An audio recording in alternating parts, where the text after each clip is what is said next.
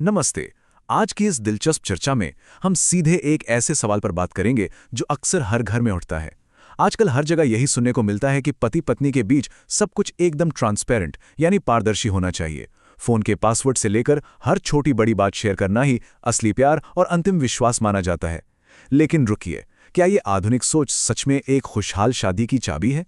आज हम जिस प्राचीन स्रोत सामग्री पर गहराई से चर्चा कर रहे हैं वो इस धारणा को पूरी तरह से पलट कर रख देती है। चलिए देखते हैं कैसे। इस पूरे विषय को समझने के लिए स्रोत सामग्री हमें एक बहुत ही रोचक और प्राचीन दृष्टिकोण की तरफ ले जाती है। एक बार देवर्षि नारद धरती पर आए और पता है उन्होंने क्या देखा?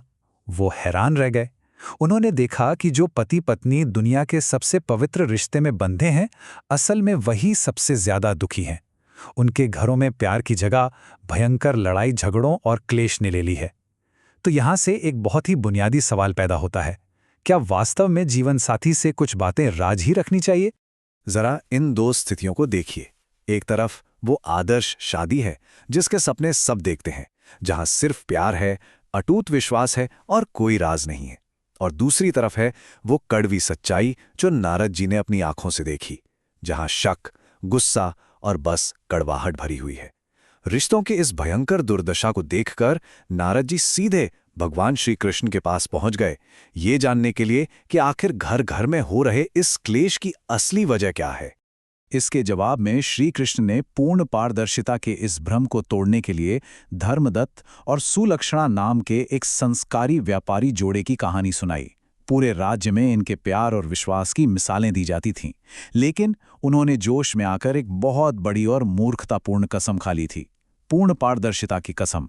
उन्होंने तय किया कि वो एक दूसरे से जीवन में कभी कुछ नहीं छुपाएंगे, और स्रोत स्पष्ट रूप से बताता है कि बस यहीं से उनके भयानक पतन की नींव रखी गई। श्री कृष्ण इस मूर्खतापूर्ण कसम को समझाने के लिए एक बहुत ही कमाल के रूपक का इस्तेमाल करते हैं।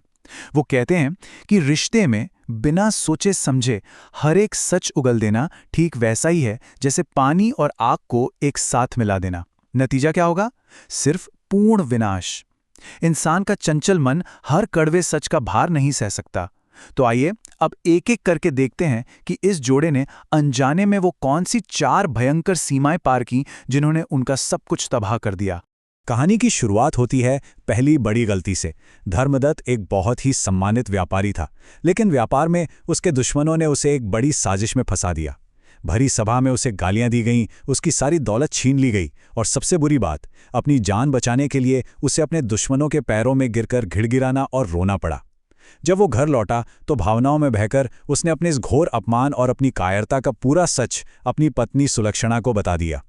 अब यहाँ स्रोत स्त्री मनोविज्ञान का एक बड़ा ही निष्पक्ष और दिलचस्प दावा पेश करता है। इसके अनुसार एक महिला अवचेतन रूप से यानी सबकॉन्शियसली अपने पति को हमेशा एक रक्षक और एक नायक के रूप में देखती है। लेकिन जब धर्मदत्त ने अपनी कायरता साझा की तो वो परम आदर वाली छवि हमेशा के लिए टूट गई, और इसका असर बहुत विनाशकारी था। कुछ ही महीनों बाद जब उनके बीच एक छोटी सी बहस हुई तो सुलक्षणा ने उसी कमजोरी को हथियार बना लिया और पैरों में गिरने वाली बात का तीखा ताना मार दिया। इस ताने के बाद धर्मदत्त का प्यार नफरत में बदलने लगा। उनके बीच एक अजीब सी खामोशी और दूरियां आ गईं, और इस दूरी को मिटाने के चक्कर में सुलक्षणा ने कर दी दूसरी सबसे बड़ी गलती। अपने पति का खोया हुआ प्यार वापस पाने के लिए उसने अपने अतीत का एक राज खोला।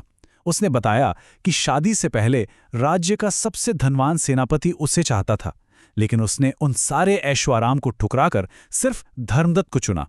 सुलक्षणा का मकसद यहां केवल अपना त्याग और अपनी वफादारी साबित करना था। लेकिन इसका असर एकदम उल्टा हुआ। पत्नी का इरादा भले ही अपनी निष्ठा साबित करना था, लेकिन स्रोत के अनुसार पुरुषों के मनोविज्ञान में जन्मजात रूप से जो अधिकार जताने की भावना होती थी, उसने इस कहानी को गहरे संदेह में बदल दिया।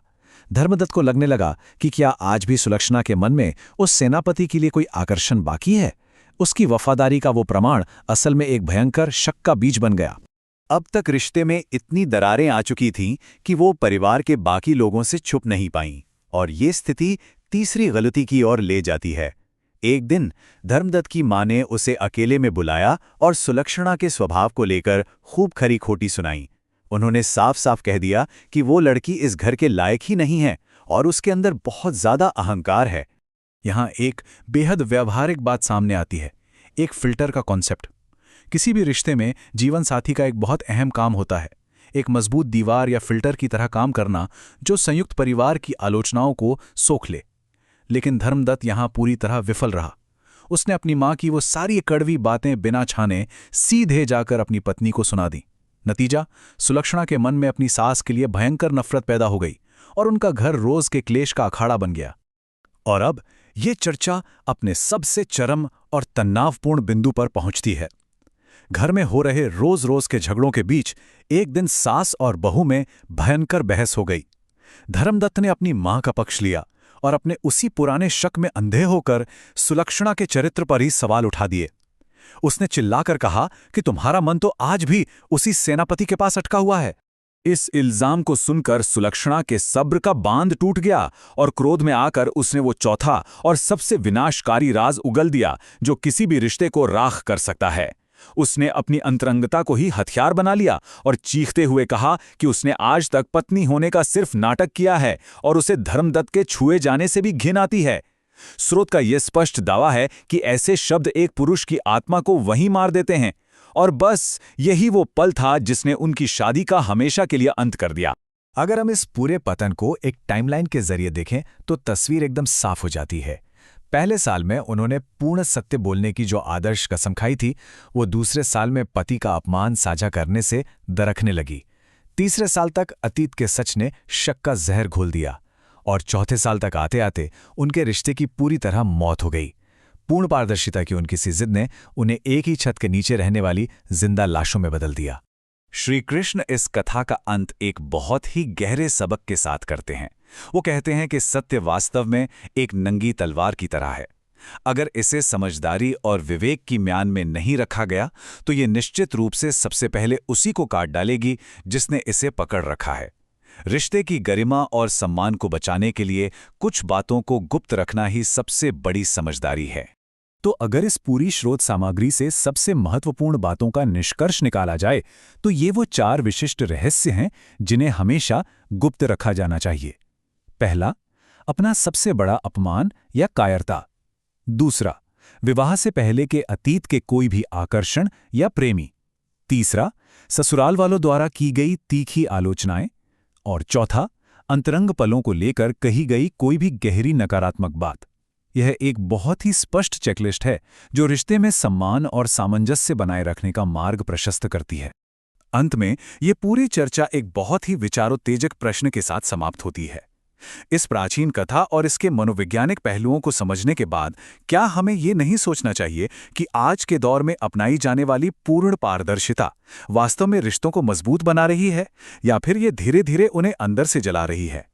शायद समय आ गया है कि चयनात्मक मौन यानी सही समय पर सही बातों को गुप्त रखने के इस प्राचीन ज्ञान पर दोबारा विचार किया जाए। आज की इस दिलचस्प चर्चा में जुड़ने के लिए बहुत बहुत धन्यवाद और सीखते रहिए।